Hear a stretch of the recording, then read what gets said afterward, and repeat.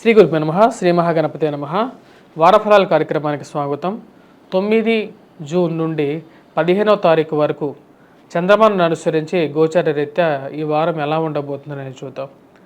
ఈ వారంలో ముఖ్యంగా వచ్చినప్పటికీ మిథున రాశి వారికి ఎలా ఉందంటే, మిథున రాశి వారికి పంచగ్రహ కూటమి 1000 స్థానాల్లో జరిగిందన్నమాట.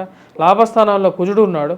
1000 స్థానాల్లో ఉన్నటువంటి రవి అంత యోగ్యాన్ని ఇవ్వడం ధనక్షయ కారకంగా ఉంటుందన్నమాట. అంటే డబ్బులు ఇన్వెస్ట్మెంట్స్ గురించి చేసేటువంటి వారు ఫైనాన్షియల్ స్పెక్యులేషన్స్లో ఇన్వెస్ట్మెంట్స్ అనేది యోగించదు.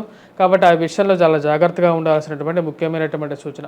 ఈ రాశి వారికి ముఖ్యంగా లాభస్థానంలో ఉన్నటువంటి కుజుడు వ్యాపారంలో, పెట్రోకెమికల్ ఇండస్ట్రీస్లో, రియల్ ఎస్టేట్ సంబంధితమైనటువంటి వ్యాపారాల్లో అనుకూలించగలుగుతాడు.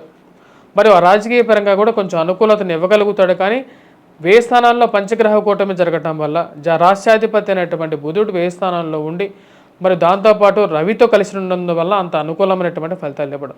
12వ తారీఖు నుంచి రాశి వారికి అనుకూలంగా ఉంటుంది. జన్మరాశిలోకి శుక్రుడు సంచారం చేయబోతున్నాడు.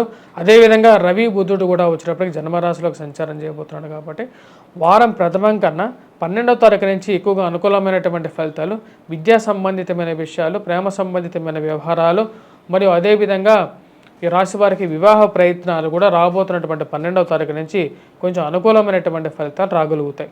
రాజకీయంగా కూడా ఒక మెట్టు దిగినప్పటికీ కూడా ఒక మెట్టు ఎదగలుగుతానో అనే ఒక నమ్మకం అనేది మీకు మనసులో కలగడం అనేది జరుగుతుంటుంది. మానసిక చింత నుంచి బయటికి రాగలుగుతారు. దైవ చింతనతో ఈ యొక్క వారం అనేది గడుస్తుంది.